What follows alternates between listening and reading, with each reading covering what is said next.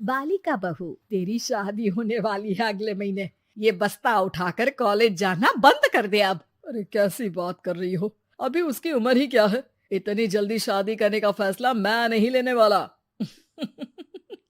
फैसला लेने के लिए तुम्हें कहा किसने है? अरे मैंने कह दी शादी है तो है अगले महीने। बेचारी अमिता करती भी तो क्या, छोटी सी उम्र में बन जाती है अपने से 2 गुने उम्र के आदमी की बीवी। शादी के बाद देर रात पति घर आता है। खाना लगाओ, भूख लग रही है। अमिता खाना लगाती है। ये क्या बनाया है? वो सारा खाना फेंक देता है। कर्म ही खराब थे जो इतनी कम उम्र के लड़के से शादी करा दी। तभी वहाँ अमिता की सास आ जाती है। अरे हमें क्या पता था कि ये इतनी कामकाज में ढीली है। इसकी माँ ने तो कहा था रॉकेट की स्पीड से काम करती है। अमिता को आए दिन ससुराल में ताने, गालियां और कभी कभी तो मार भी पड़ती। सुन जा, अपनी माँ को बोल 50,000 रुपए भेजे, फ्री में नहीं रखना है तुझे। अरे मेरी एक आंख का ऑपरेशन भी तो करवाना है। अमिता को सास घर से निकाल देती है। अमिता परेशान होकर मायके की ओर जाती है। वो घर तो पहुंचती है लेकिन वहाँ ताला लगा है। अरे अमिता बेटी, क्या हाल बना रखा है तेरे पति ने? कहाँ है वो? अमिता पड़ोसी के सामने रोने लगती है। मुझे नहीं जाना उस घर में चाची। मेरे मम्मी पापा कहाँ है? उन लोगों ने तो ये मकान छोड़ दिया बिटिया। वो लोग तो कहीं और शहर चले गए। तुझे नहीं बताया? अमिता जोर जोर से रोने लगती है। नहीं बताया? ये क्या कर गए माँ पिताजी मेरे साथ? मेरी जिंदगी तो नर्क से भी खराब है। अब मैं क्या करूं?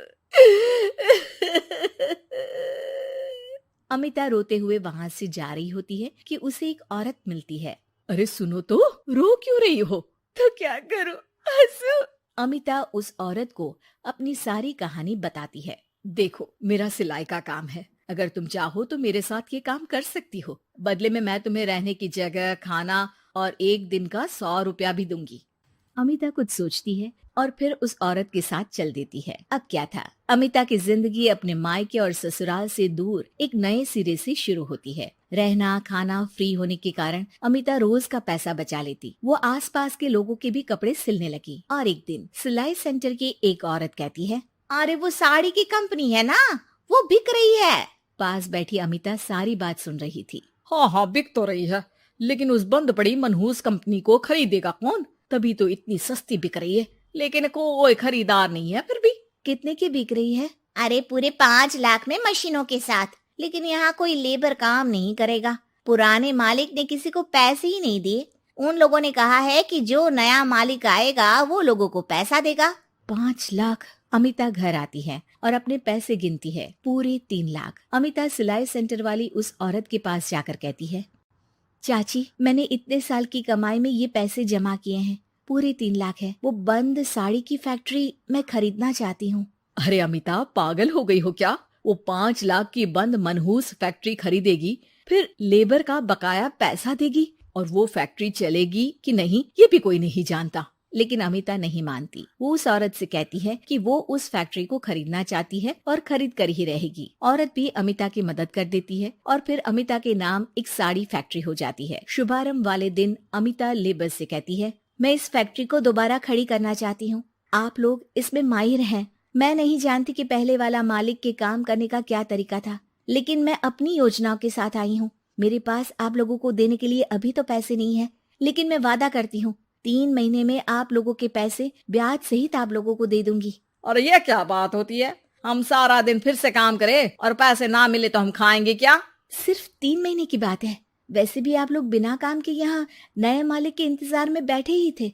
मैं काम करना चाहती हूँ और 3 महीने में सारे पैसे देने का वादा भी करती हूँ।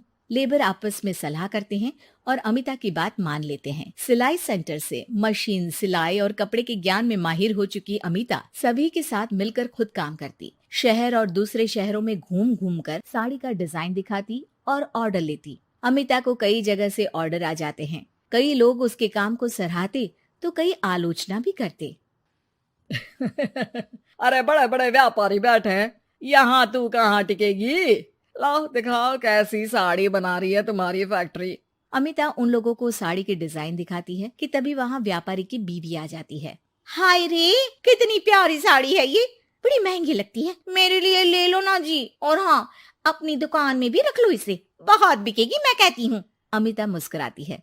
अरे सेठ जी, बड़े बड़े व्यापारियों से नहीं, पर अच्छी डिजाइन और क्वालिटी से बाजार में चलती है। अब बताओ कितने का ऑर्डर है आपका? धीरे धीरे अमिता का आत्मविश्वास और बढ़ता है। बड़े बड़े ऑर्डर्स के लिए वो खुद लेबर्स के साथ मिलकर सारा दिन सारी रात काम करती, और फिर वो दिन भी आ जाता है जब अमिता को लेबर को पैसे देने होते हैं। मैं आप लोगों से 3 महीने बाद आज के दिन ये बात करना चाहती हूँ कि मैंने जितने पैसे देने की आपसे बात की थी उतने मैं नहीं दे सकती। हम लोग जानते थे कि, पर आपकी कंपनी तो फायदे में है, फिर हमारे पैसे क्यों नहीं देंगी?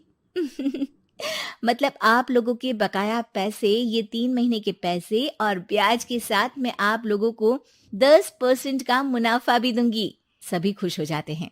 मेरा कोई परिवार नहीं है, लेकिन दिन रात आप लोगों के साथ काम करके मुझे आप लोगों में ही अपना परिवार दिखता है। अमिता की फोटो पेपर में छपती है। उसके बिजनेस मॉडल को पढ़ने के लिए कई बच्चे भी उसका इंटरव्यू करते हैं। अब अमिता 1 से 2 और 2 से 4 फैक्ट्री खोलकर देश में बड़ा नाम कमाती है।